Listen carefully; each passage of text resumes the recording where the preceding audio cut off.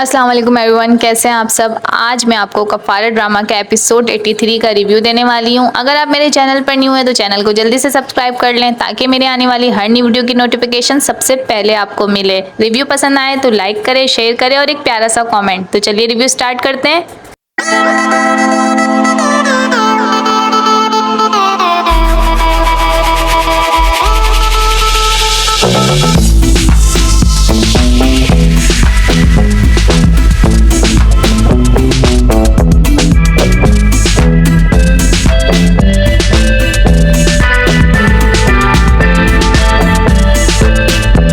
Episode की शुरुआत में आप देखेंगे कि सलार गया है बेल करवाने ज़ुहैब की, और वहाँ पुलिस वाले कहते हैं कि हमने आपके साले को हाथ भी नहीं लगाया है, और वो ज़ुहैब की बेल कर लेते हैं।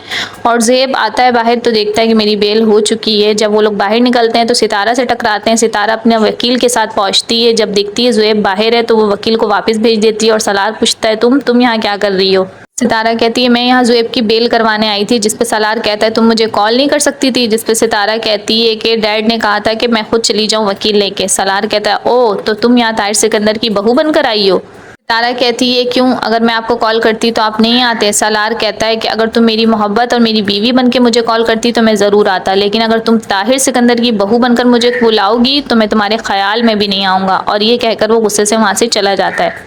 सालार अकेले में ज़ुहैब से रेस्टोरेंट में बैठ के पूछता है कि बताओ तुम कब से इन सब चीज़ों में इन्वॉल्व हो। जिस पे ज़ुहैब कहता है मैंने ऐसा कुछ नहीं किया। सालार कहता है झूठ मत बोलो, तुमने मुझे मारने के लिए अपने दोस्त को भी पैसे दिए थे। जिस पे ज़ुहैब कहता है मगर मार्केट वाले मामले से मेरा कोई ताल्लुक नहीं है। सालार कहता है फिर 2 दिन से तुम घर क्यों नहीं आए। जिस पे ज़ुहैब कहता है मैं अपने दोस्त के साथ हॉस्पिटल में था। तो सालार कहता है कि तुमने झूठ क्यों बोला कि तुम्हारे दोस्त के अब्बू की तबीयत ख़राब है। जिस पे ज़ुहैब कहता है तो क्या कहता, मैं ये कहता कि मेरा दोस्त ओवरडोज हो गया था। जिस पे सालार कहता है फिर भी तुमने झूठ तो बोला है ना।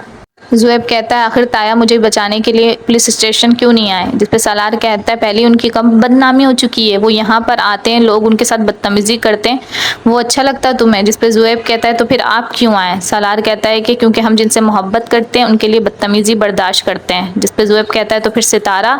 सालार कहता है सितारा को यहाँ नहीं आना चाहिए था क्योंकि वो मेरी इज्जत है, मेरे होते हुए अगर वो पुलिस स्टेशन आएगी तो मुझे अच्छा नहीं लगेगा।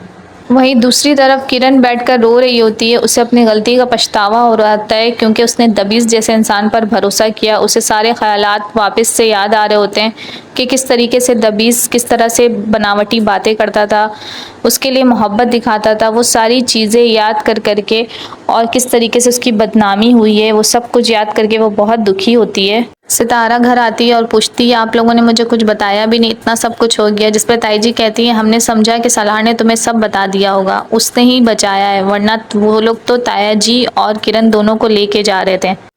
इतने में सालार ज़ुहैब को लेकर वहाँ आ जाता है, जिसे देखकर ताया कहते हैं कि तुमने ऐसा क्यों किया, मेरा सर क्यों झुकाया, ऐसी हरकत तुमने क्यों की। जिस पे ताई जाती हैं और उसे ज़ुहैब को गले लगाती हैं, उससे प्यार करती हैं। और सालार कहता है इसने चोरी नहीं की। जिस पे ताई जी कहती हैं तुम्हें नहीं पता इसने ही की है, क्योंकि ये पहले भी छोटी मोटी चोरियाँ करता रहा है घर से और दुकान से। जिस पे सालार कहता है वो सारी चोरियां ये आपके कहने पे कहता था, मगर मार्केट से इसने कोई चोरी नहीं की। ताई की कहती हैं कि फिर किसने चोरी की। सालार कहता है वो तो मैं पता लगा लूंगा मगर इसे कोई कुछ नहीं कहेगा। इतने में सितारा की जोर से चिल्लाने की आवाज़ आती है और वो चिल्ला चिल्ला के ताई को आवाज़ देती है और सारे लोग कमरे में जाते हैं तो जाके देखते हैं कि पंखे पे एक फंदा लटका हुआ है और किरण ने खुदकुशी करने की कोशिश की है। सब लोग देखकर हैरान और परेशान हो जाते हैं। ताई कहती है हाँ ठीक कर रही है ये, इसको मर जाना चाहिए क्योंकि ऐसी बेहया लड़की को जीने का कोई हक नहीं है। जिस पे ज़ुहैब कहता है तुम क्या कर रही हो, तुम पागल हो गई हो। जिस पे ताई कहती है कि तुम भी एक फंदा लगा लो। जिस पे सालार चिल्लाता और कहता है मैं सबको वार्न कर रहा हूँ कि अगर किसी ने इन दोनों को मरने पे उकसाया या कोई भी किसी भी गलत काम में उकसाया, इन दोनों से इतनी बड़ी भी गलती नहीं हुई है कि ये दोनों अपने आप को मार दें। और सितारा किरण को गले लगाकर उसे चुप कराती है, उसे हौसला देती है। दूसरी तरफ निम्मी है जो कासिम का फ़ोन अटेंड करती है। जोया भाभी कासिम को कॉल करती हैं और निम्मी कॉल उठा लेती है। कासिम आता है और बोलता है तुमने मेरा फ़ोन क्यों लिया। निम्मी कासिम को बताना चाहती है कि जोया भाभी और उसके बारे में सब कुछ पता है निम्मी को कि ये सब उन दोनों ने मिलकर किया है। जिस पे कासिम बहुत ज़्यादा गुस्सा करता है और निम्मी को उल्टा फंसा देता है, गिलास फेंकता है ज़ोर से, पहले उसे धक्का देता है उसका मुंह दबा के, उसके बाद गिलास फेंकता है और निम्मी उसको देख के परेशान हो जाती है कि ये क्या कर रहा है, और फिर खुद ही ज़ोर ज़ोर से चिल्लाना शुरू कर देता है, बचाओ बचाओ। जिस पे सारे घर वाले आ जाते हैं और कहते हैं क्या हुआ, जिस पे वो कहता है कि ये निम्मी पागल हो गई है, इसने मेरे सर पे गिलास दे मारा है। और निम्मी बेचारी अपने हाल पे सिर्फ रो रही होती है।